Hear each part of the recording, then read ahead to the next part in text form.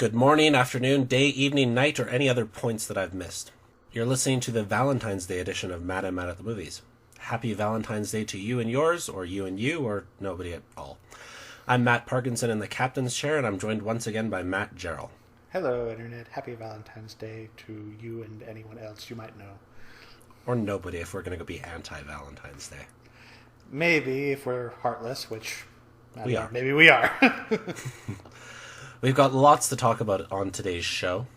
Topics this week include our final 2014 expansion with Still Alice, a couple of new releases in Kingsman: The Secret Service, and the perfect for Valentine's Day 50 Shades of Grey, as well as some thoughts on the big movie news of the week, which had Sony and Marvel Studios striking a deal to include Spider-Man in some upcoming Marvel Cinematic Universe projects, which, effectively ends the Amazing Spider-Man series. For those wondering, for those who actually listened to last week's show, thank you. The results of our poll for which name we would use for a bad auteur have been tallied. Tallied, counted, recounted, and it was actually pretty close. The fans have decided to side with Gerald for fauteur. Yay. Thank you all for voting. Thank you, listeners. And there were so many. It took a lot of counting. Hundreds. So the topic that's at the forefront of my mind this week is the Spider-Man situation. Right after the news hit, I wrote an article for boxofficeboredom.com, so I suppose I'll introduce the topic for our listeners who may very well live under rocks. I don't judge, and might be unaware of the situation. The gist of it is that Sony, who owns the rights to Spider-Man and related properties, has decided to let Marvel help produce upcoming Spider-Man films, as well as include the web-slinger in future Marvel properties, potentially including films as big as the Avengers. What's been reported is that initially this is only a two-film deal, although it's likely to wind up being much more than that. Gerald, what are your initial thoughts on this massive deal? Well, I think like most fans, when this deal was announced, we were over the moon because it alleviated some of the idiotic tyranny that Sony had demonstrated with Spider-Man, and not just tyranny, but complete ineptitude and not knowing how to handle this property. So when it comes to Amazing Spider-Man 1 and 2. Yeah, so to see it announced that Marvel is actually going to get a crack at Spider-Man makes me very happy. I'm hopeful that they'll be able to do something well with the Spider-Man film that they've now got slated for 2017. I think the thing for me right now is, when are they going to introduce him into the universe? Are they going to be able to sneak him into, say, a post-credit scene on Ant-Man, or are we going to have to wait until Captain America 3? Or when do we going to see him first pop up? So as soon as that happens, you know that people are going to be talking, especially if they do something interesting with it. What do you think? My guess is Ant-Man. I think what they're like, Ant-Man, you've got a whole bunch of insects and stuff in a lab, right? From what we've seen in the trailer. So what they could easily do is have some sort of radioactive spider in there, and in the post-credits scene, have him bite some reporter kid. Yeah, that's possible. That would establish all we need to know about Spider-Man and set him up perfectly for his own film in 2017. Yeah, although I'm still not convinced that they're not going to go full origin story on us in the 2017 film. But, I hope they don't. Well, that's what I'm hearing, but who knows? They may surprise me. What I think they would do would be something like do a stinger where you get like the Agent Coulson character from S.H.I.E.L.D. and he's like, say he holds up a newspaper and basically says, I want to go find out who this guy is or whatever, and you see a picture of Spider-Man on the cover of the newspaper or whatever. So it announces, hey, we're doing something Spider-Man, but it doesn't even require you to necessarily have an actor already committed to the role. But even if they could get one signed, they could include some kind of thing like that with Ant-Man if they wanted to, but I don't know. It's a mystery. It's obviously only just been announced here recently what they're going to do. They've got a couple of candidates for potential replacement for Andrew Garfield, if that's the route they choose to go, which I'm sincerely hoping they do, because they've already announced that Garfield's done. Okay, good, because I'm so over Andrew Garfield. So especially, because I know Logan Lerman's one of the names that they're talking about, which that could be good. He's had some pretty decent stuff in recent years with like Perks of Being a Wallflower and Fury. So the biggest concern for me is going to be, do they do full origin story? And if they do they again set it back in high school? Which, if they do, then you should need to stop that, because we don't need Peter Parker back in high school again. Just put him in college or make him an adult. Something. Stop with the high school thing. That also won't really fit in with the rest of the Marvel Cinematic Universe. If you've got a bunch of adult characters, you don't really want to be throwing a teenager into that mix. Probably not, but then again, since when has that ever stopped anyone? But yeah, it would feel much more like they're trying to crowbar in a high school Peter Parker to... I mean, can you imagine Tony Stark coming face to face with high school Peter Parker, and just the amount of snark he's going to address that with? I can, actually. That'd be kind of funny. But I think it would only be funny in a short burst, and then it would get annoying. Exactly. I mean, it would... And then it would undercut your character, because, I mean, he's supposed to be this, great thing that we've now introduced to the Marvel Cinematic Universe, but if you're going to knock him out by putting the most popular character in the entire universe against him, well, you're not helping yourself storytelling-wise. Now, one of the biggest concerns I have with this deal announced is, what are we doing with the future of Sony-produced Spider-Man movies? Before this was announced, we knew exactly what their calendar was going to be. There was going to be Amazing Spider-Man 3, Amazing Spider-Man 4, a Sinister Six movie, and an quote-unquote untitled female-led Spider-Man property. Sony's announced that those spin-offs are still going to happen, but they've been pushed back indefinitely, which to me means that they're probably going to wind up canceled.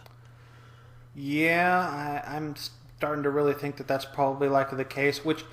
I mean, I'm okay getting rid of the Amazing Spider-Man and even the Sinister Six and Venom movies. The one that I'm most sad about is the untitled female-led Spider-Man, because that quite possibly could have been Black Cat, because they teased that with Felicity Jones's character in the Amazing Spider-Man 2, and we've talked about this before, but that's the one thing that we were both really excited for coming out of that film, because Black Cat is awesome, but now it's looking more and more like that's probably not going to happen, and that really saddens me. Somehow I get the feeling Felicity Jones is happy about that, given that she's now an Oscar-nominated actress. Yeah. And if they decide, I mean, if the Amazing Spider-Man entire universe is gone, that would mean she doesn't have to do it. Yeah, it's hard to say whether she would be happy about it or not. I mean, she might be, just because of the fact that it's gotten critically worse and even financially hasn't done as well as this stuff has gone on, but... franchise exhaustion, and then just the ineptitude of the Sony creative people. Just, I mean, when your big go-to move for Amazing Spider-Man 2 is to bring Roberto Orci and Alex Kurtzman as your screenwriters, you're doing it wrong. I think one of the funny things that's going to happen is, I mean, we've seen a teaser for it already, for the Fantastic Four reboot from Fox. I think everyone's going to root for it to fail, just so that Fox can make a similar type of deal. Marvel isn't going to be getting any sort of control on X-Men. I don't think that's happening anytime soon. Nope. But with Fantastic Four, if that flops... I mean, Amazing Spider-Man 2 didn't flop, but it was terrible, and it didn't make anywhere near as much money as Sony wanted. If the same thing happens for Fantastic Four, this deal might be seen as a harbinger of things to come for the Fantastic Four. I would have to agree with you. And then, well... watching that teaser trailer for the Fantastic Four, yeah, my hopes aren't exactly raised that much, because that trailer looks terrible. And yeah, I certainly could see Fantastic Four flopping. I mean, it's getting an August release date, which for summer movies is, I mean, okay, Guardians of the Galaxy managed to break the trend, but generally August, especially mid to late August, is a dumping ground in the same way that January is a dumping ground. So it almost seems like Fox doesn't really have a whole lot of confidence in the Fantastic Four movie, and based on the trailer and the fan reaction to that trailer, I don't think the fans are all that confident either. So yeah, I'm not going to be surprised if this just doesn't work, and yeah, that transfer of some of the control for Fantastic Four reverts back to Marvel as well. I would welcome that. What I wonder is if the Marvel Cinematic Universe is going to start getting too big. Yeah, that's... I mean, one, we've already somewhat experienced that, because Guardians of the Galaxy is just this lone island unto itself that is only tangentially connected to the wider Marvel Cinematic Universe through the Infinity Stones and the Thanos character. But I think I've read somewhere that they're likely not going to be as thoroughly connected to the Avengers thing too much, particularly not until you get to Infinity War. And even Infinity War, I'm not totally sure how they're going to do that, because, okay, they've given over the stone to the Collector now, so, okay, all you need to do is keep him around. You don't even need the Guardians of the Galaxy anymore, although that would make me sad if they weren't around. But where this all fits in, I mean, it's going to be an interesting ride to see where they go. It's at least made things far more interesting than if Sony retained full control. No kidding. I mean, we knew exactly what we were getting with Sony, and we weren't exactly looking forward to it. Except for, of course, the Black Cat movie, which I still really, really hope happens. Maybe even as a one-off that's completely unrelated to everything else. Sure, why not? Although, what I really want to see is, can we put Black Cat and Black Widow in the same movie? Because I think I would probably see that about 5 times, because that sounds awesome. That does sound awesome. Could we just do that? Like, Marvel, Sony, I know you listen to this podcast because you'd be stupid not to. Just do that. Black Cat, Black Widow, same actresses you already have cast, and I don't know, do a spy thriller or something. Sure, why not? I mean, they've already established all the spy background for Black Widow, so all you need to do is just let's get Black Cat into this. Like, if you want to make her like an antagonist or something, and I don't have them fight. Yeah, I think, well, for teenage boys in the audience, they'd probably lose their minds if that ever happened. But then again, just any comic book fanboy is probably going to go crazy about that prospect. But the future looks interesting. I mean, obviously, there's going to be, as you pointed out, a glut of Marvel movies, so the universe might get too big. But you got to at least be somewhat interested by what's going to go on with this. So, moving on from Marvel and Sony to, just Sony, we've got the Sony-distributed Still Alice, which I'm guessing will be our final 2014 release that we discuss on the show on its own in a segment like this. The film follows Julianne Moore as Dr. Alice Howard, a respected linguistics professor who winds up suffering from early-onset Alzheimer's disease. We follow the way that the disease winds up impacting her life and her family's life over the course of the film, and that's basically it. Alec Baldwin plays her supportive husband, while Kristen Stewart, Kate Bosworth, and Hunter Parrish play her children. Still Alice has finally expanded nationwide this weekend, so Gerald, you finally got to see it. Tell us why it took so long for it to expand. Because the studio system loves to put movies out in very, very, very limited release at the end of December to qualify for awards, and then if the peons and peasants and the rest of the country get lucky, they put it out wider for the rest of us to see. And especially if one such person gets an Oscar nomination. Well, gets an Oscar nomination and has won every other major award that you could possibly get for that particular performance, maybe. So, yeah, that's exactly why it's out at this point. But at the same time, this is an actor's showcase, and Julianne Moore definitely delivers a solid and haunting performance here. I mean, the character of Alice Howland is defined by her work as a linguistics professor. She's defined by her intellect, and yet then it all gets taken away. Yeah, she has a brain disease that robs her of everything. So it requires Julianne Moore to deliver not only a great just general character performance, but she also has to do a physical performance, because you have to deal with the physical deterioration that is involved in having a character with Alzheimer's disease like this. So very strong performance from her, really good stuff. I think the biggest one for me that I was really glad to see was Kristen Stewart. She gets a lot of flack for Twilight and for Snow White and the Huntsman, and it's undeserved for her entire career. For those things, yeah, she deserved it, but for everything else, she was good in Camp X-Ray, she was good in Adventureland, and she's good here. I mean, she's really good here. Yeah, I mean, she's playing this kind of semi-disillusioned youngest daughter of this family. She's an aspiring theater actress who lives out in California while the rest of the family lives in New York. She has a lot of really great scenes with Julianne Moore where they go back and forth on like what does she want to do with her future, and then how to cope with this disease. You see them talking on Skype several times. She comes to learn exactly what the disease means over the course of the film. Exactly, and to me, she was the strongest of the children characters because she's the one who actually felt human. I mean, the older daughter just basically seems so shallow and just completely heartless half the time.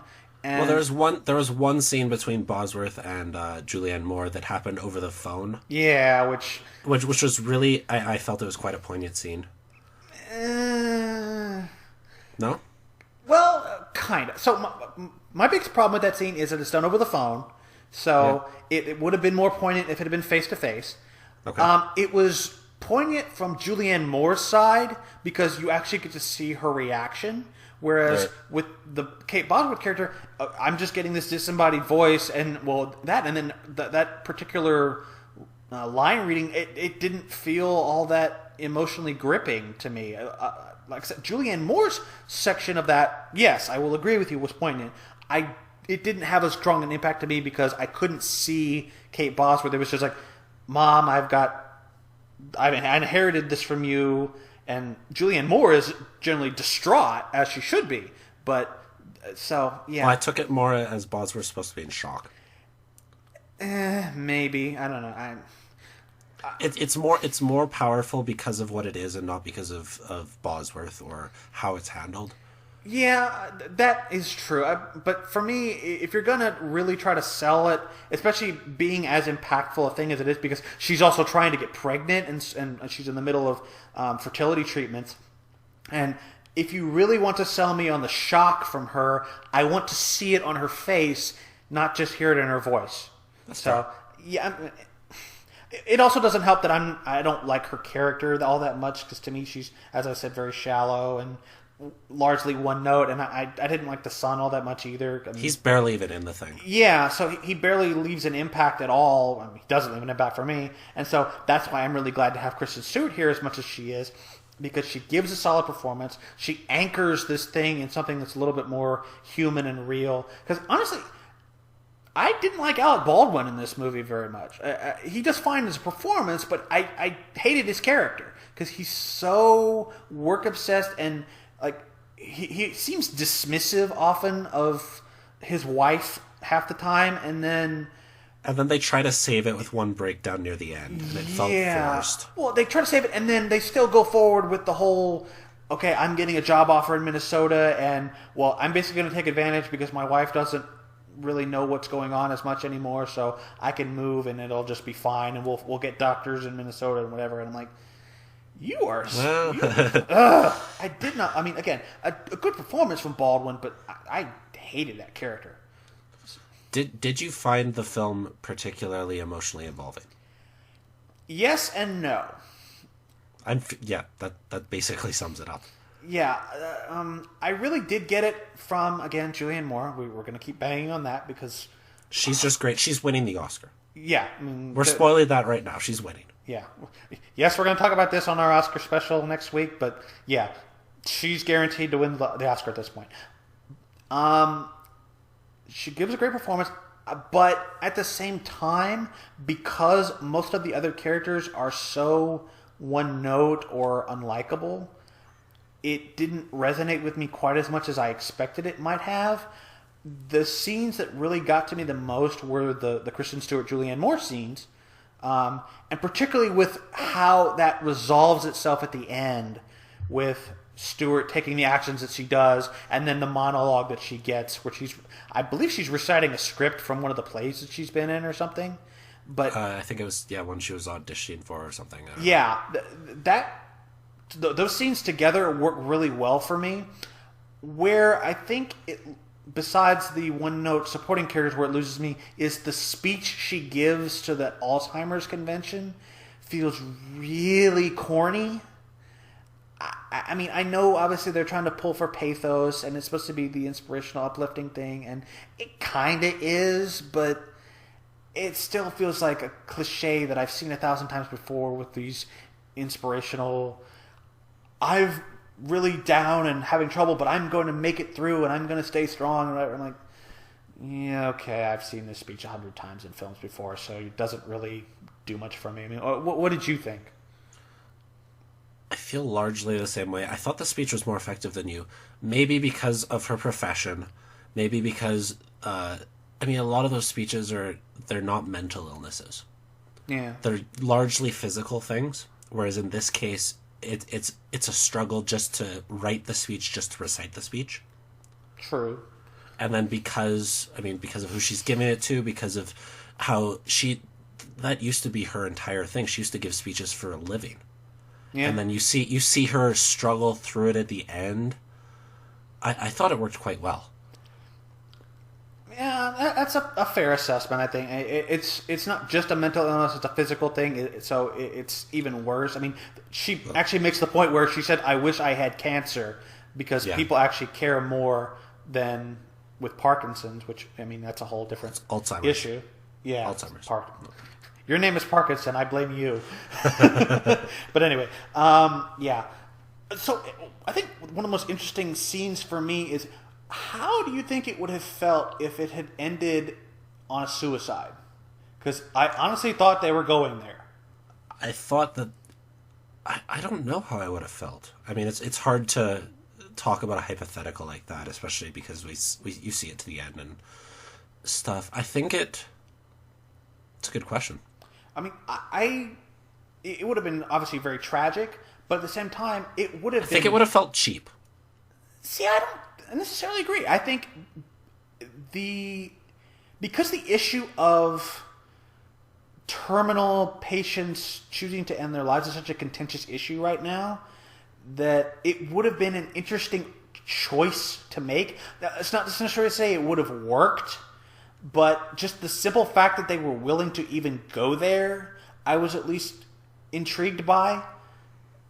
Especially it's good that they bring it up. Especially for me, because the fact that she has to repeat it. She watches the message, and she goes upstairs, and she has to watch the message again because she forgot what she was going to do. Multiple times. Yes, and so that, to me, makes it... it hits harder for me because of the fact that it requires more effort. It's not just, I'll do this and it's over. It's, she's got to do this again and again and again. And, okay, yeah, it doesn't work out that way in the end, but it would have been an interesting artistic choice, I think, because you really don't see films do that sort of thing, like, ever, that I can think of. Yeah, you're right, except I think as a narrative, it wouldn't have worked as well. Sure, it might not have worked. Which I guess is where I get that cheap from, where I would have felt cheated as an audience member watching it if it had concluded that way. Maybe. I think it depends on what you do with the denouement after. Like, if that had been the climax, and then, like, not necessarily the speech that particularly that Kristen Stewart gives at the end, but if you'd given, like, some kind of speech at the end that had actually been really well handled and poignant from her, it might have worked. Again, yeah. Well, you said ended on the suicide, so I was assuming you end there and then you fade to black. If we get to see the aftermath, we finally get to see, like, true effects on the rest of the family. You could have handled it well enough that it could have worked. Yeah, like, if they'd just done that and fade to black, yeah, I would be up in arms about that. That's what I meant. Yeah, okay. So I apologize for the confusion on that. But yeah, okay. If they'd been able to do it that way, I would have been very impressed that they even went there. But again, as you say, it's hard to speculate on a hypothetical. It's one of those things that when I was watching that scene happen, or even just going back when she created the message to remind her that she could do that, I was like, wow, are they actually going to go there with... Because I think the scene where she goes to the doctor to get the Rohypnol thing, I think that's actually what that's for. So I'm like, she clearly planned that's what she thought about doing.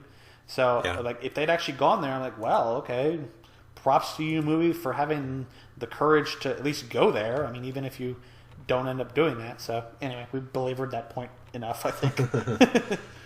The long and short of it is that it's definitely a movie worth seeing, especially if you're someone who wants to see all the Oscar-nominated performances and Oscar-winning performances. Spoiler for the Oscars.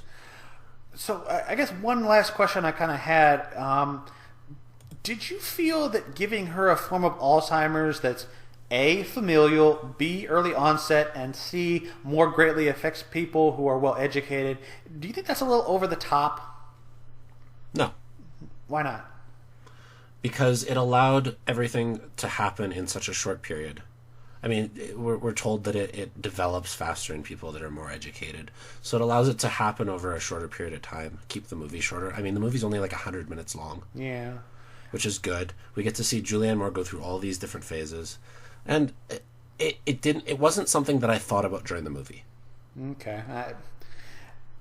I assume that you did, otherwise you wouldn't have thought of the question. Yeah, well, it's just like, okay, we're already giving her a terrible disease, but then we're like, okay, it's not just let's stick a nail in her, let's stick a nail in her and twist it around a few times just because we want to give her the worst possible thing that we can, which it doesn't ruin it for me, but it's one of those things that I find myself contemplating because it's like, okay, we're going to give her an extremely rare form, something that she could pass on to her kids, and she happens to also be a really smart, well-educated woman, so of course it's going to make it worse for her there. So I was like, okay, how many different hammers do you want to beat this woman with? So I suppose that's fair. Yeah, it's like I said, it's not something I thought about during the movie.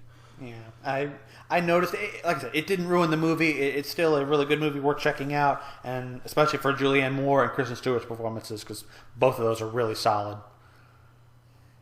So, going from a movie that is both heartfelt and yet still somewhat of a downer, we have something that's on the complete opposite end of the spectrum in Kingsman: The Secret Service. Now, the Kingsman organization is an extra-governmental spy group that carries out top-secret missions around the world.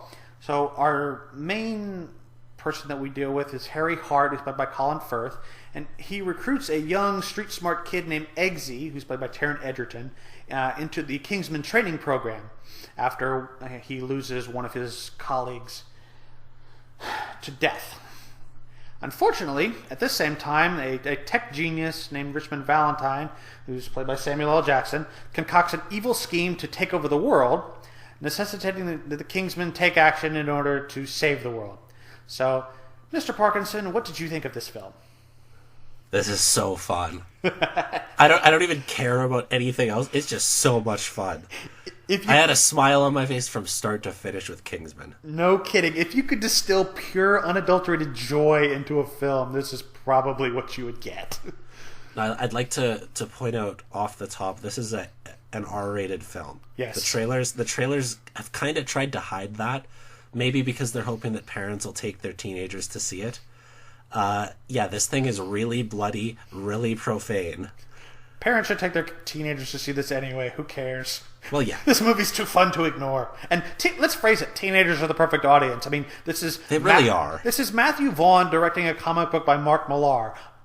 They're the same duo that did Kick-Ass a few years ago. And, yeah, that's basically aimed at teenagers because teenagers are the ones who are going to appreciate it more. Now, thankfully, we can regress ourselves to the teenage mindset a little bit because this movie is just so over-the-top fun that we don't care.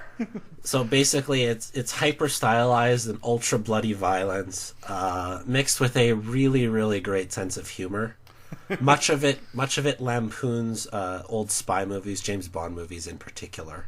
Yeah, I mean, it might feel a little on the nose when they actually bring it up, but at the same time, I didn't care that they actually referenced those old James Bond movies in the film. So. It's not that kind of movie, Gerald. No, it's not. It's definitely saying, here, let's laugh at this, but also pay respect because, hey, it's James Bond. And it has probably what'll be the single greatest action scene of the year. Yes. In which we finally we turn Colin Firth into an action hero, and it totally works. It is one of the most gloriously beautiful things I have seen in a long time. Literally, it is Colin Firth in a Southern-style Westboro hate church, and he physically, with his hands, with knives and other various guns and various other implements, beats the absolute crap and kills about 50 people in a 5-minute protracted fight sequence that is so fun that, like, I'm about to just leap out of my chair just thinking about it because it's so fun to watch. And it's done in a lot of long takes, and then whenever it does cut, it cuts to Samuel L. Jackson, who's got a phobia of blood reacting to all of the things that we're seeing on screen. It's so great.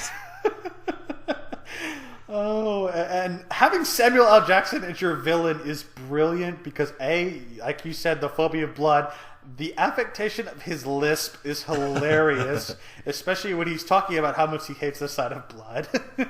And he's just insane and so much fun to watch. He's very much old school Bond villain. No kidding. Like, over the top, but still so much fun. And then Gazelle, his henchwoman, is so fun.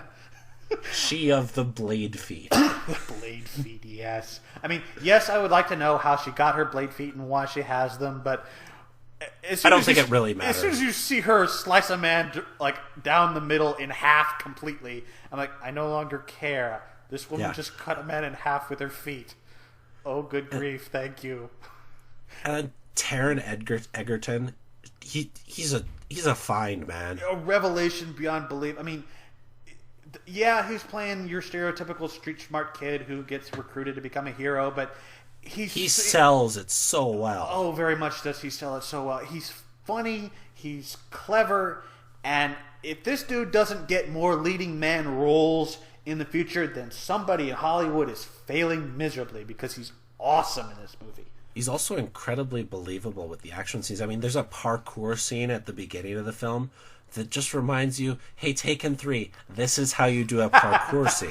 Yeah, I mean, well, you don't cut 6 times to jump over a fence. Nope, you keep it a long, steady shot, you follow him evenly in tracking, and just let him do his thing. And it's great. Beautiful. And I think it was one of the opening action scenes in the film, and it sets it so well, you're like, yes. Yeah, kind of. He's running away from these thugs who are coming to beat him up, basically. Because, you know, if you're a poor British kid, that's what happens. Oh, of course. Well, I mean, I'm trying to remember. I think that follows after the scene where Colin Firth beats up the same thugs in the pub, which it's the scene in the trailer, but even the scene in the trailer isn't as glorious as seeing the actual full scene, especially because you get the conversation afterward. And, oh, I love all the action scenes in this movie. I mean, that protracted chase sequence in Valentine's lair is so fun to watch, especially when they introduce the princess and the reward that he's going to get. Immediately cut to like sprinting away. Oh, I'll be right back. And especially because they actually pay off with that in the very final scene. And we haven't even mentioned Mark Strong. Mark Strong's here. He's basically he's instructing the recruitments. Yeah. He's the one who sets up all of their tasks, and well, that's basically it to start with. Yeah, but then he actually gets involved when things kind of go awry later on in the film, as they must, because we must set up a final battle conflict. But yeah, Mark Strong does really well here. I also more or less like Michael Caine doing what he does as the kind of the head of the Kingsman organization. He's in the M role. Yeah, he's the boss. Yeah. So, so much fun with this. The comedy just throughout is fantastic. It's so funny. Like, oh, I want this person to write more scripts because it's so fun to watch. Although, the weirdest thing for me is McDonald's. There's definitely some product placement in this movie. Well, it's annoying because it's obvious product placement. What makes it work is it's Valentine and Hart, so Samuel L. Jackson and Colin Firth sitting down and having this discussion where basically they know each other as being, okay, he's evil and Colin Firth is the spy trying to stop him. And they're sitting down at a dinner table by themselves and you're expecting this lavish feast and it's a Big Mac and fries instead. I'm like, okay, that works. Under the circumstances of this insanity, it works. It's kind of dumb. The whole movie's a little dumb. Of course, but it's so gleefully fun that you don't care. Yeah, but it's also, it doesn't require you to turn off your brain either. I mean, you could still... No, that's true. Especially because of the fact that it references a lot of these old school James Bond films, you don't want to turn your brain off. You want to think about, okay, yeah, this is actually paying somewhat homage to these films. So, Oh, this is my favorite movie of the year that I've seen so far, at least of new releases. I adore this movie. Everybody needs to see this, unless you just are a prude who has problems with a lot of profanity and blood.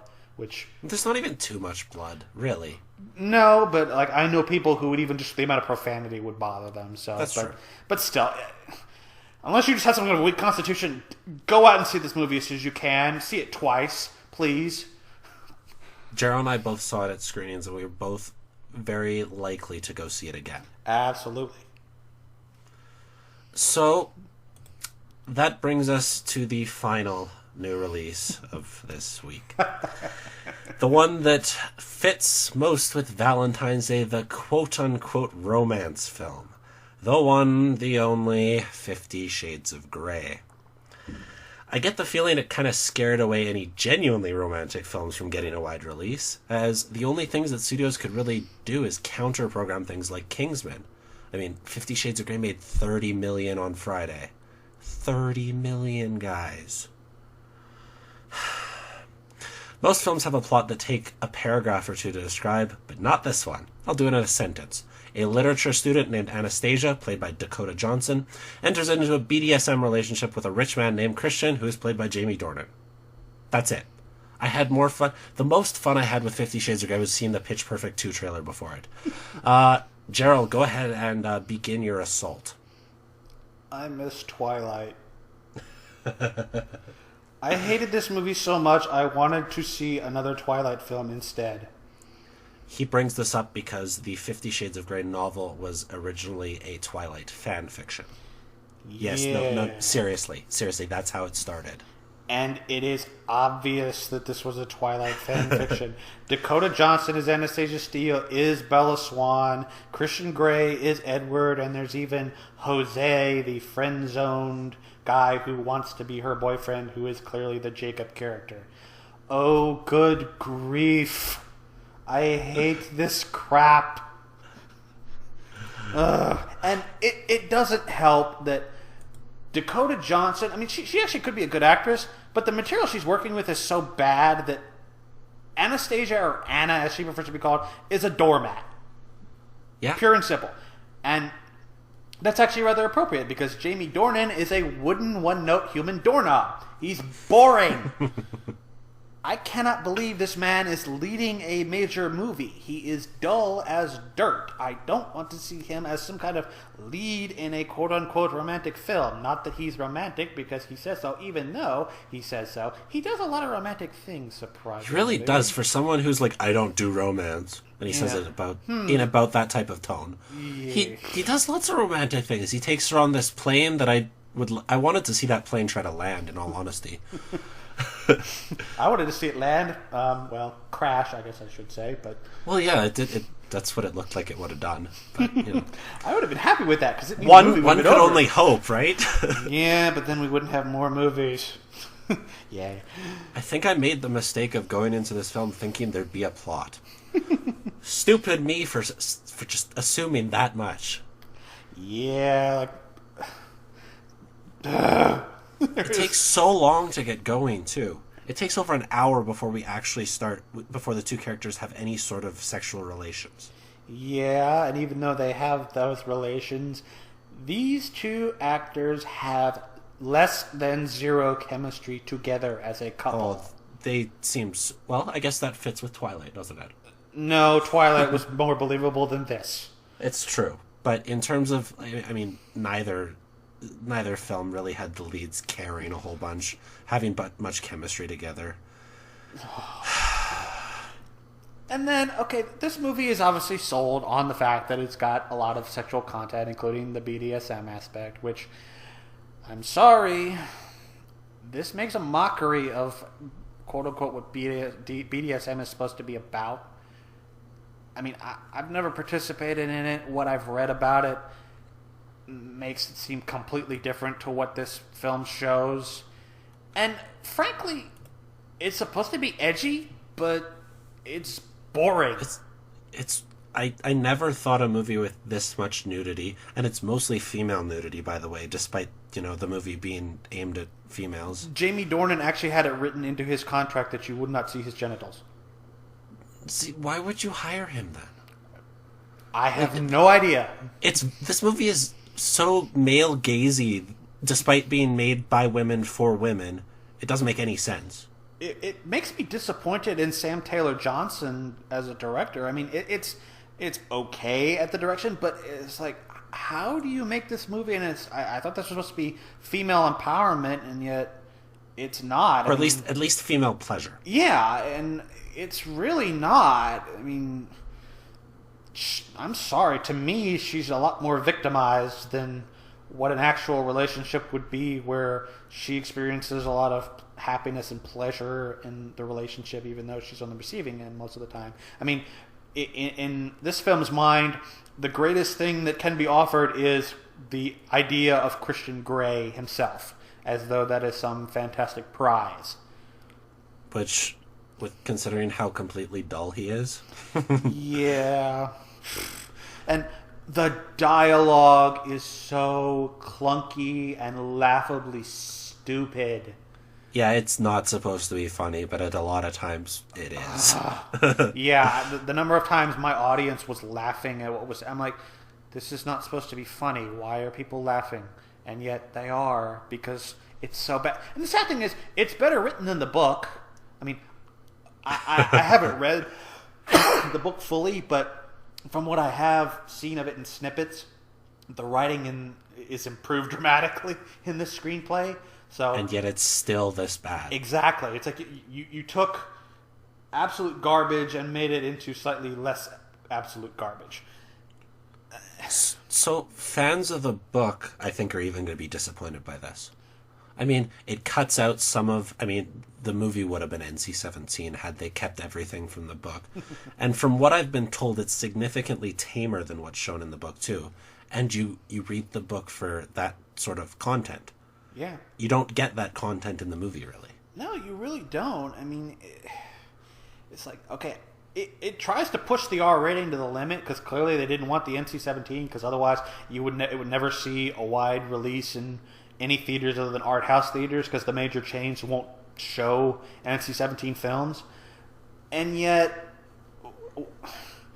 it feels neutered, basically. I mean, it's just, okay, you get a few scenes of Dakota Johnson being tied up, and like, there's only one instance where things at all feel any sort of smooth or sexy, whatever, and even that's not really worth mentioning very much. Otherwise, it's just, why are we watching this? There's no eroticism here. It's dull and, okay, she's naked, yay. I mean, basically, I think of it as this is either a bland and uninteresting romance with a strong dose of kinky but boring porn, or a kinky but boring porn with a bland and unnecessary romance attached to it. Either way, I'm not gaining anything of any sort of positive out of this. Now, obviously, we're not the target audience for this, but that doesn't really matter to me. I mean, you can make this movie still be interesting to the non-target audience, and frankly, why wouldn't you want to make it to appeal to more audiences? Because that's going to get more people into the theater. Exactly. I mean, and yet we got the... I don't even know who this movie is for. Like I said, it feels male gazy despite being made for women. It doesn't quite know what it wants to do. No, it doesn't. I mean, I look at it as a study in contradictions, really, because it obviously wants to be sex positive and kink positive, but then it does so with a relationship that's worrisome at best and down and out at worst. Exactly. I mean, the climax of this film is really terrifying in a way, and not in a good way. And then it just ends. The fade to black on one of the most horrifying cliffhangers I've seen in a long time. It leaves plot threads dangling, and the movie almost starts to get interesting, and then it ends. Yep. I let out an audible what at the movie theater and got far more looks than I probably should have, given that I was seeing this alone. I already got enough looks, but I actually, it was an audible what. I got everyone turned my way, and I was just astonished that the movie would end like this. Well, I mean, it's irritating, and it's not entirely surprising that you have a movie that's not really willing to look at any sort of deep psychology of either of its leads. I mean, you could make a fascinating movie out of this if you really wanted to get into these characters, but instead we get a generic romance with dull porn that ends. It's not even a generic romance. It's barely a romance. It's barely a relationship. Yeah. It's barely a movie. Yeah, it's 2 hours of flickering lights that I paid money to see. And it is 2 hours. It's 125 minutes. It should have been 90 at most. It takes so long to get to the actual part that people are wanting to see. Yeah. I think... And it's repetitive even. I'm not sure if I want to do this. You want to do this. Okay. I'm not sure if I want to do this anymore. You want to do this. Okay. She's a doormat. Buys her a laptop, buys her a car. Well, and that's why, like, I honestly am concerned about the portrayal in this movie because, I mean, he's kind of a creep. Because, I mean, when he first runs into her at the hardware store, it feels like he's stalking her. Then when she drunk dials him at the party and he decides that, okay, after having, like... You must stop drinking and I will come get you. I will find you. Yeah, and then she shoves the other guy out of the way. Yay. And then, like, the scene where he's messing with her at the party. And then, okay, you get the... He breaks into her apartment. Yeah, which I'm like, okay, how did that happen? Because that's kind of creepy. And... He sells her car and buys her a new car. Yeah. He's not controlling at all. And I mean, it's kind of the point that he is controlling, but also not really in that way. This is not how this is really supposed to work if you're actually portraying a proper BDSM dominant submissive relationship. There's supposed to be... I mean, consent is still a big thing. And, I mean, the one remotely interesting or funny scene is their contract negotiation. Just because she's all like, well, I have some power now, so I'm going to exercise my power. But then she forfeits it. I liked all the scenes in which there were big windows. Like there's a scene early on with him at the piano and it's all dark lit and she runs to him. Yeah. It looked kind of good. That whole contract thing, big windows at the background. Or the opening scene where he's standing in front of the windows looking out onto the Seattle skyline and she comes in. It's like, I didn't have to see his face for, like, they keep his face out of out of the scene, like they shoot it from behind him. I think they did that just for the trailer. Probably. I honestly believe that they did that just for the trailer. I could certainly believe that. I mean, like, well, Mr. Gray will see you now. I didn't want to see Mr. Gray. I never want to see Mr. Gray again. But guess what? We're getting 2 more of these. Yeah. You know, I debated with myself about this, but the fact that it's going to make as much money as it is, even exceeding original projections, and the fact that we're going to be forced to sit through 2 more of these, I'm calling this my least favorite film that I've seen all year. I mean, maybe on a critical level, it's not necessarily, but I hate this movie.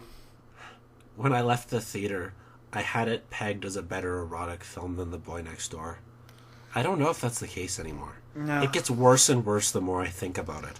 Yeah, it took me all of 5 seconds after I walked out of the theater to be like, oh, I hate this movie with so much intensity that it's not like...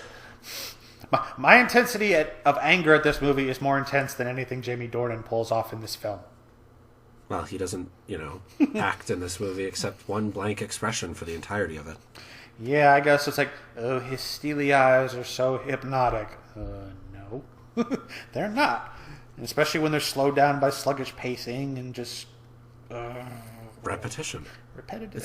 It's so bad. Why is Marcia Gay Harden in this? I mean, I don't know. Oscar winner Marcia Gay Harden is his mom, And she gets two scenes that are supposed to be funny, especially because like the first one involves she shows up randomly at his house and they're getting naked, ready to have sex, and she shows up unexpectedly. And like, okay, that was like the one legitimate laugh that I had because it was like, okay, that's kind of funny. But that's been done so much. Exactly. So it's like, okay, it's funny, but it's like, yeah, you're not original in any way. I don't know. Maybe she's just cashing a paycheck. I don't know. I'd love to lock Mr. Gray in his red room of pain and use all his implements on him. He might like that. I don't know. Well, maybe. I mean, okay, that's another thing. We find out he's had this whole troubled past thing. Oh, no. Yeah, you're not pulling sympathy from me at all. I'm sorry. I don't care if your mother was a prostitute and a crack whore. I'm sorry. No. And then he got adopted at like the age of four or six or something. And then he was essentially abused as a 16-year-old when he was, or a 15-year-old when he was brought in by this older woman and turned into a submissive, and that's supposed to be why he's so damaged and 50 shades of messed up, as he says, because we had to come up with a line that used the title basically. And I'm like, okay, and I'm supposed to feel sympathy for him, and I mean, I guess sort of do, but at the same time, I'm like, okay, it comes way too late too. I mean, it only really becomes an issue right near the end. Yeah, well, and especially when you give him that, and that's like the one interesting moment of psychology for him. And then what does he do in the next scene? He commits his worst act of dominance towards Anna. I'm like, okay, well, you just lost any little shred of sympathy I had for you, so yeah, you can go die in a fire.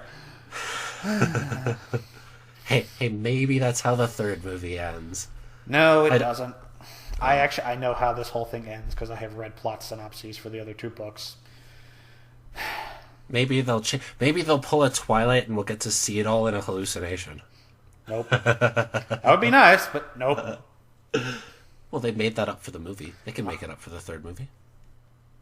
Well, they made up the idea that it was a hallucination, yeah. So, yeah.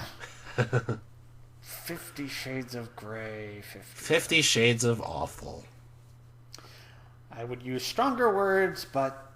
Yeah. We like our clean tag on iTunes. Yeah, we've talked about the wild side of things enough, I think. So each of us also saw a film that the other didn't get to see this week, and we'd like to quickly mention them, partly because we don't really want to end on such a downer, and also because these are films that are more worth seeing that we'd like to draw your attention to. So, Gerald, I'll let you talk about yours first. Okay, so the film I got to see is an animated film called Song of the Sea. Now, this is one of the 5 that's been nominated for the Best Animated Feature Oscar. It's from a director named Tom Moore. He's an Irishman. His first feature was called The Secret of Kells, which was also nominated for the Best Animated Feature. So this is his second feature. Now, being an Irishman, he likes to delve into the cultural mythology of Ireland, and that really plays a major part. I mean, you get mythological creatures like selkies and elves and giants and things like that. And so he paints a vivid picture there. And speaking of vivid pictures, the animation in this film is gorgeous. I mean, some of the best animation I've seen in the last year. I love all the characters in this film because it's a family film about a family. They're lighthouse keepers, and so you have a father, and the only actor in this movie who you'd recognize is Brendan Gleeson as the father. And so you have a father who's the lighthouse keeper. You have a mother who's pregnant at the start of the film, and then you have a very young son. And it starts out where it begins tragically, where the mother disappears, and so you're left with a grieving father, a boy who's lost his mother and is now trying to deal with a grieving father, and a young sister who is mute for some reason that is actually a major plot point. So I love all the characters in this film. I love the animation of this film. I love the fact that it really delves into the culture of Ireland itself. I mean, yes, that flashes back to the same thing because Tom Moore has done this before, but it's a funny film. It's a poignant film. It's a sweet film. I love Song of the Sea. If you can see it anytime soon, please, please, please do so. It's a fantastic, fantastic animated feature. I love it. Highly, highly recommended. So, what was the film that you got to see this week? So the one I saw was The Last 5 Years, which is an adaptation of the stage musical created by Jason Robert Brown. I've been told it's a pretty faithful adaptation, and the reason it stands out to me is because it tells its story in an unconventional way. It has two leads, one played by Jeremy Jordan, the other played by Anna Kendrick, and the film details their 5-year relationship. However, we jump back and forth between the leads. Jeremy Jordan's scenes start at the beginning of the relationship and go to the end, while Anna Kendrick's scenes start at the end of the relationship and move their way backward. They meet in the middle at one point, and then they continue on going. Now, this helps disguise that the characters are kind of thin and the story's pretty basic, but it works really well, and I think if only for that reason, it would be worth seeing. Then you add in, it's a musical, it's got pretty great songs, they're energetic, both actors can sing, and it's a lot more fun than I thought it was going to be. So, yeah, The Last 5 Years, I think it's worth seeing. Very cool. Good to end on a couple of really good ones then. That brings us to the conclusion of the 7th episode, the Valentine's Day edition of Mad and Mad at the Movies. You can follow Gerald on the Twitter at FilmFlashNC. I'm on the Twitter as well at MartyrTweet. Comments, criticisms, praise, corrections, and suggestions are all welcome. Just be civil about it. I know how much you guys hate us. Next week, we'll have 2 episodes of Mad and Mad at the Movies. On Friday, we're going to put up a special Oscar episode, which Gerald mentioned earlier, where we'll discuss the upcoming Academy Awards. We might even give you some predictions, and if you're in a pool, well, you can make some money. After that, on the weekly show, we've got 3 new releases. Hot Tub Time Machine 2, after its delay from a Christmas release, is finally coming out. The inspirational sports movie McFarland USA is here. And the Mean Girls wannabe The Duff is here. Until next time, this is Mad and Mad at the Movies signing off. Take care, Internet.